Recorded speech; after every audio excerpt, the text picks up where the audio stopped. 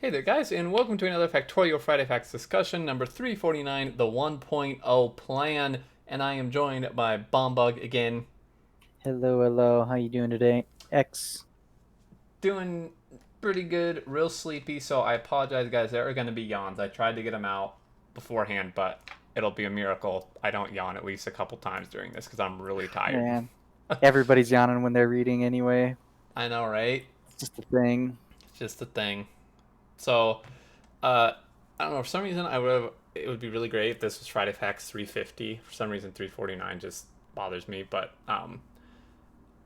1.0 plan. This is huge, guys. So this is some really good news. For once, there's not delays. In Wow. fact, it's quite the opposite. So, from Clonin, in Friday Facts 321, about 27 weeks ago, it's a long time, 28 weeks ago, that's a long time ago, we announced a release date for version 1.0. Given recent events, we have decided to make an amendment to the date of 1.0. The new dates we are aiming for is Friday, August 14th, Woo. 2020, which is 5 weeks earlier than their original date. So that is huge for like probably the first time in the history of my playing over the last 5 years. This is the first time I can recall where they've actually decided to do something early. Um, Yeah, pretty monumental. yeah, this is huge, monumental, and there's two reasons for this. It's kind of twofold, two prong here. The main reason is that the release date for Cyberpunk 2077. Um, in January of this year, CD Projekt Red announced a delay to the release of Cyberpunk to September 17th, which was going to be 1 week before the Factorio 1.0 launch, which was going to be on September 25th. Um, we think any release close to such a monumental game is going to feel some negative effects, such as everybody playing current Cyberpunk and taking attention away from other games. And I think this is actually a really wise decision. You know, Cyberpunk. I mean, that's not really. This is a Factorio discussion, not really a Cyberpunk discussion. I think the game is a bit overhyped. Like I think it's so hyped that people are probably going to end up being disappointed. Some people, but the fact is, it's probably like by far the most hyped game of the entire year in last several years. So releasing a week after it, your game's just automatically going to be kind of Yeah, overshadowed. yeah, for sure. And frankly, I think they're hinting at a secret third reason as well, which is our guys are going to be playing Cyberpunk 2077 and won't be able to support, bug hot fixes on the 1.0 launch. I mean, You know, you're so not wrong, dude. Because remember, when WoW Classic came out, like mhm. Kovrex and the other guys took like several, like a week plus or a couple weeks, in just to like play the game. I mean, which is cool. They're gamers, but like that's honestly probably quite realistic that Oh yeah. they're just gonna be playing that. So, getting this out, a good month, a little more than a month before Cyberpunk, really, really good choice in my opinion. Um, so yeah, given the two choices, they opted to bring the release date forward instead of like waiting way after the release of Cyberpunk. And here are the main reasons. So, descoped goal, which is unfortunate, but it is what it is. When we announced the date, we had plans for many things to be in the final release. The main topics were the new campaign, fluid algorithm improvements, and the full GUI rewrite. Due to independent reasons, we have canceled the new campaign, postponed the fluid improvements, and cut a lot of the aspects of the GUI rewrite. So, to me, I mean, this is disappointing, particularly the fluid improvements, because um, I think that that's just like huge. I said it before, and I'll say it again. I think that like the fluid mechanics and stuff in the game are by far like the most um, like frustrating, unintuitive, and like just not good mechanics out of the entire game, um, and have been for quite a while. So, in my opinion, not great going into 1.0 with that issue. But the fact they say postponing rather than canceled is, I guess, good news. I would hope maybe they do the fluid stuff, as soon as they can after 1.0 release. Yeah, the game is functioning as is. While that stuff is very confusing, we're still trucking forward, so postponing it is definitely better than canceling it, and game's running okay right now, so it's probably fine to go without it. Yeah, yeah, you're Especially right. as many bugs as it's probably gonna make. So many things are connected to Fluid, man. Yes, yes, exactly. So many. It would cause a lot of issues, I bet. So, and then staying on schedule. So apart from descoping some features, the other work we've been doing has been progressing at a good pace. The 0.18 experimental release structure is really helping to keep things on track. The original estimate was made with some concession for delays that things always take longer than expected.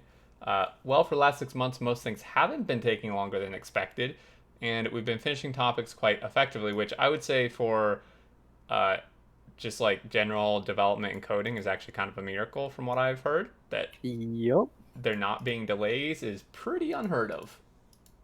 I mean, maybe the COVID lockdown work from home stuff has made them more productive. Potentially, a Yeah, lot of people work better at home, so. that's very true. Yeah. Um, and then also, the sooner the better. The general things in the office of the game is pretty much done, and that we want to get it released as soon as possible. The sooner we get some closure on version 1.0, the sooner we can start thinking about fun and exciting new things. So, this part right here, the last half of that, the half of that last sentence there is I saw a lot of people question that in the forums, like, what does fun and new things mean? People are like, Hmm. do you plan to start a new game? Is it a DLC? Is it just some additional features after 1.0? Like, it's real vague, and they probably did that on purpose because they don't want to like get anyone's hopes up for things. But um, I'm curious too. I'll be really interested to see what they decide to do after 1.0. I'm thinking probably they're just gonna totally switch tracks. They're gonna go and do a racing game featuring the main car being like a spider truck. Dude, I'd play that. I'd Yeah, be in for that. Oh man, Need for Speed. that would be so sweet. Heck yeah. So due to the coincidence of canceling several major features, we can afford to bring the release date forward. To be clear, we didn't cancel or postpone any features due to Cyberpunk release date. So to clear that up, and then this new release date gives us 10 weeks.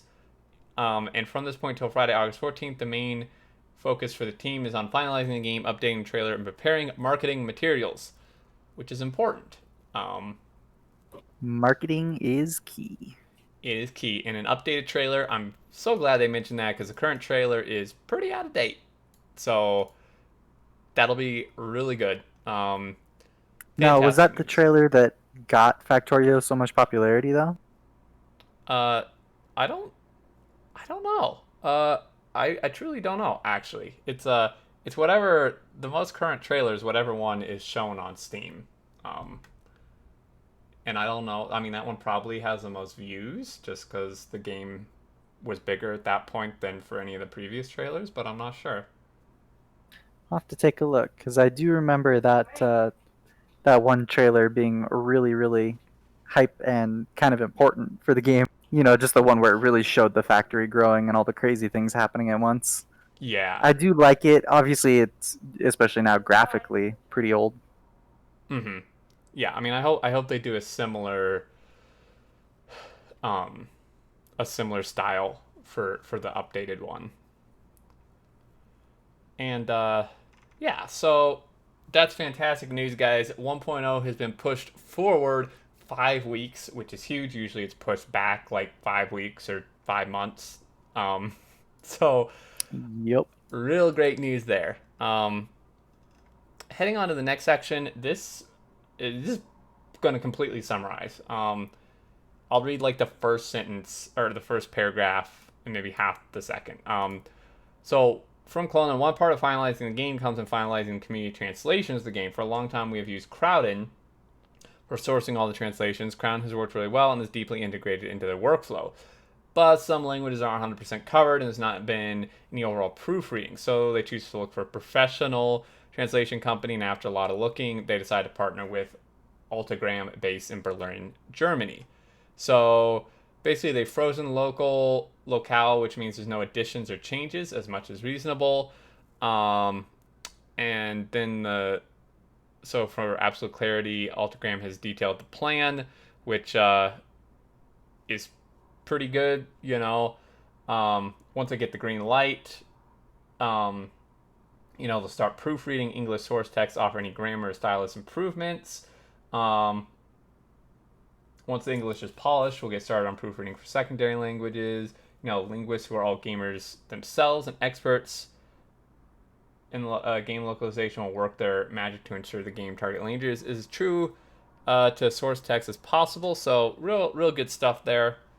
Um, and then finally the text will be sent back to the community for their final approval before implementation into the game.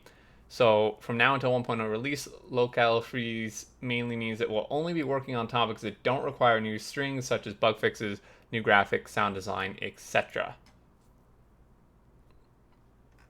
That Um, was a very long one-sentence summary, sir. I realized there was a little more important information there than I thought. It was still a summary. Yeah. So yeah, that's that section. Real good. Getting a professional job done on the translations and stuff is really good. So it's just all tip top shape, polished. Um, Absolutely. We want to make it so that all gamers have access to all games as much as possible, right? yes, exactly.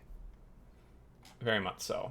Um, and then here we go into the super technical, brain melting section from our seating. Um, prototype Explorer Gui, prototype Explorer Gui type, prototype Gui. So, yeah, this is a real long You want me section. to tag in on this a little bit? Uh, yeah, and if you want to summarize some of it, it's gonna take Sure. a long time to read all of it. But yeah, go ahead. Yeah. So let's take a look at this here. Our seating has been working a lot with mods and having to see all the changes to the game with each mod, figuring out if a mod has tweaked or changed something, making sure that you have a good way to pull all of the information for things you are working on, things you've changed. A lot of that comes down to the prototypes, right? This new science that's added or this new item that's added, any new entity, right? All of those come from prototypes. So he was wanting to have a good way to view all of those things, and thus was born the Prototypes Explorer GUI. So you can take a look at the graphic, or sorry, he has the GUI here. Mm-hmm. It's got all of the entities. He's got a little bit of filtering available, though I'm not quite sure what because the menu's not open for it. But you can see all of the prototypes and what they're related to. And that helps a lot rather than having to use commands in game to try and see what prototypes are available and if you added it properly or not. Having it in a GUI is just a real nice, quick way to get access to all of that at once without having to run a whole bunch of Lua commands in game, right? Yeah, for sure.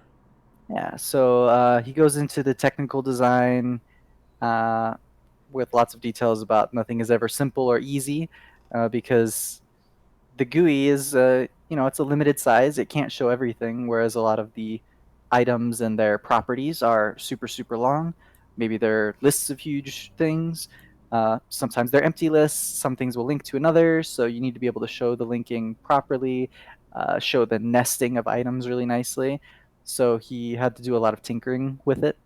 And I think that any modder who's going to be using this in the future is going to be very appreciative because having to do all of that with debug statements in your own mods or having to run commands in game to try and see, did this thing get added? Is that why, my item isn't showing up because this prototype didn't get added? This is going to help a lot.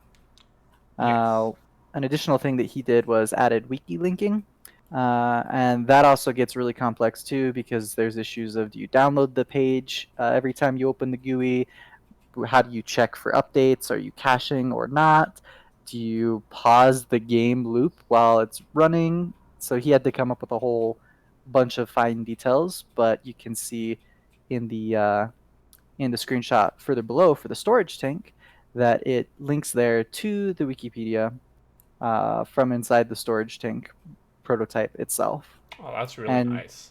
yeah, you could see like if you've looked at the wiki for prototypes and items, it's got a lot of this information there already. Mm-hmm. But having this here in game, side by side, and able to open the links up nicely, very convenient. Yes, Yeah, extremely.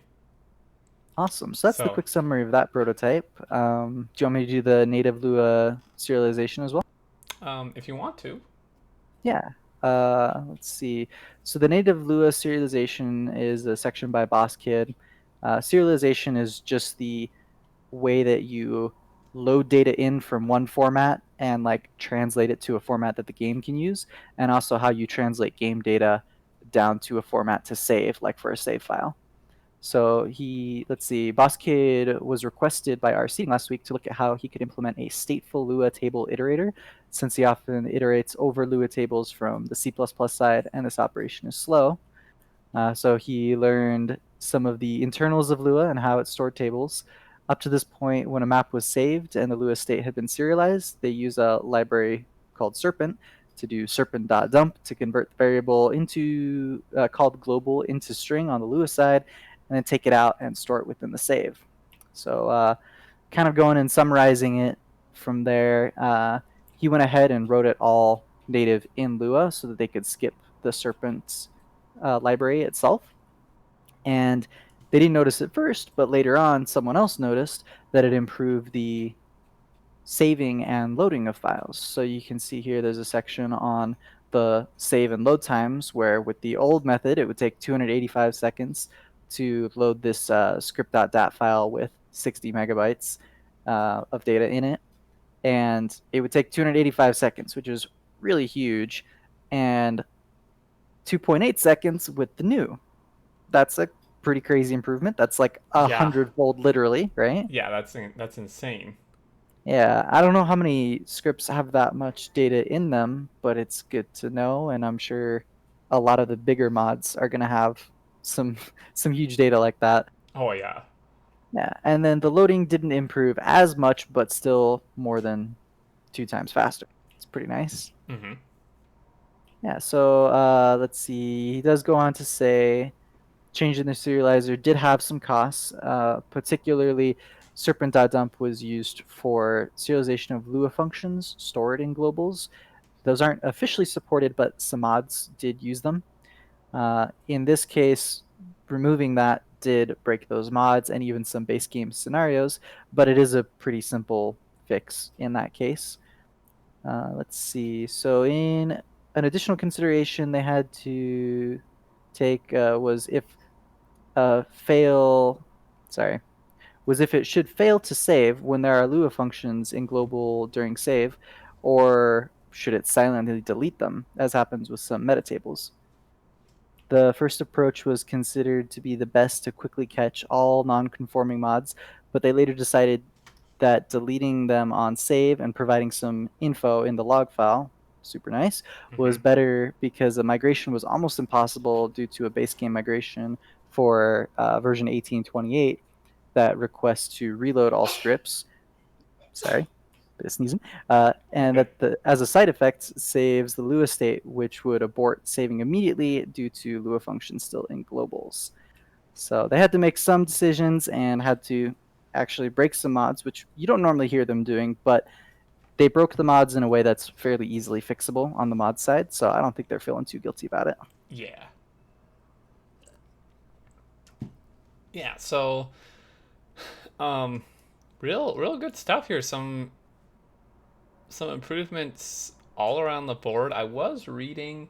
I did see. I don't remember exactly what was said, but I saw a thing on Reddit reply where they said that like the save times. This isn't necessarily like actually saving a game time. Right. So people who think that they're like game that takes 2 minutes to save is all of a sudden going to take 2 seconds. That's not really what it is. But it's still like for what it is for the thing they did fix and improve. It is still a huge improvement. So it can only be better, as a whole in the game. Absolutely. Yeah, this is like loading script data. So Yeah. maybe the initial server setup or the initial launch of a load, sorry, a saved file, but not really an all the time, every time your game saves or every time your game loads thing. Mm-hmm. Yeah, for sure. Um, so yeah, this is really good. This is, this Friday Fact's fantastic. 1.0 being pushed up, some good stuff there. Only disappointment is the features that are being delayed or canceled, but it is what it is Yeah, sometimes. they did already plan to delay those Yeah, I uh, mean it did. as far back as, half a year ago for some things and a little bit more recently for others. Yeah, so I mean it's not like new news or bad news. And then is this pronounced local or locale? Locale. Okay, so Locale is the language files of pretty much any program. okay, so perfect. So locale on the locale thing is really nice, just getting that all polished up and good for multiple languages. The prototype Explorer Gui thing from our seating, of course, just really great tools he's making and stuff here to just make things easier. The wiki linking is great, and then of course the native Lua serialization, which you just went over. So overall, fantastic news, guys. You have a release date. It's very, of course, it's 1.0, so they're going to give a release date, but it's pretty much, I think, in the Factorio history, unheard of that we actually get a solid release date Yeah. for a release. Like, probably all the way as far back as I can remember, from like 0.12 all the way up till now, it's been very vague, where it's like, we're getting close, it may release within the next 2 weeks, and then they just release it. Like usually they would release on like a Monday or Tuesday, so they have the week to fix. But it was never like just official, right? They would just release Hmm. it, and then so like it was kind of hard to plan for sometimes.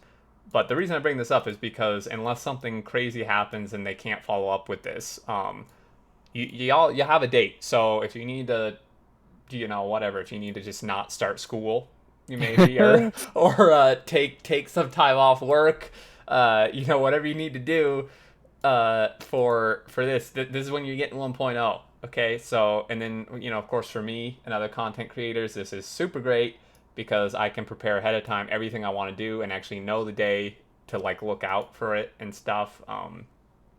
So fantastic here. A lot for a lot of people, school starts pretty soon after this date, so Yep. it would be understandable if you just didn't go to school for the first month. I mean, I'm sure that's acceptable, right? There are definitely more productive things to do than going to school, like, getting that 10K science mega base run. Well, yeah, exactly. And I mean, for all we know, a lot of schools may still be, learning from home at that point. So you can just kind of have it up on one monitor and then just Factorio on the other one. Yeah, just have So a Zoom background that's pre-recorded of you paying attention to class. yeah, exactly. Oh man. Anyway, all jokes aside, really great stuff. It is important to go to school and work, but if you have some time off, you want to take it off. At least now you know when. Yep. So there you go, guys. Great stuff as always. Love to hear your thoughts below. I would assume it's nothing but excitement for this, and I just really look forward to the 1.0. See what they have for their marketing. I'm really interested in what they do with that. Hopefully, they come out with more like merch and stuff. Like all they got right now is a T-shirt and little like felt thing. I feel like part of their marketing should definitely be some better quality and more diversified merchandise. Because trust me, there's a huge demand for that. Like there are so many people who are just like constantly like who are all the time just asking like when can we get a coffee cup or a mouse pad, Yeah. I so think that trailer that they like currently have with the huge spaghetti base, if you could blow that up and put it on one of the desk size mouse pads, I would love that. Totally get it. yeah, exactly, dude. Like that stuff like that. Okay, for real, Factorio devs, this is what it's what you need. That's how, I mean, part of marketing is merchandise, right? Absolutely. So got to get on that. It's it's people who want to advertise for you. They'll buy your stuff and advertise it. Yeah, exactly. Exactly. So definitely consideration there, but Yeah, I'm super excited. You have any last thoughts for this one? I'm real glad that they've finally hit on a 1.0 release date. Any game developer knows that scope creep is real and demotivation of a project over long times kind of sucks. Getting something fully released is such a satisfying feeling. And for these guys to have been working on this for years and years and years, to have like a completed project, as much as Factorio has already been completed and super playable for years already, to have it fully released is going to be hopefully like an awesome highlight in their lives. Yes, I imagine it will be both just a sense of release and satisfaction, accomplishment, and also um, my hope and expectation would be that the game is probably, I would hope, kind of blow up when it releases. Obviously, it's a very niche game, but it's already the second highest rated game of all time on Steam with like zero Mm-hmm. marketing and advertising. So Yep. and in early access, which a lot of people avoid. So I know I do. Yeah. yeah, you add in that it's out of early access. They're actually going to try to do marketing and advertising and stuff. I would expect some pretty huge things to come when 1.0 releases. So definitely looking I'm forward to excited that. for it. Yeah. There's got to be some secrets that they've got planned that we're Mm-hmm. going to be seeing soon, be it just some really clever advertising or perhaps Spidertron has come out in the official release. We'll have to. That's what I'm hoping for. I mean, dude, like that's what you need. That's how you grab Yep. people's attention. All right, Yep. if you know, Dude, putting Spider-Tron in, imagine having that in the launch trailer, right? right? That would be hype. That would be like Path of Exile players when they saw the 6 new acts released, right?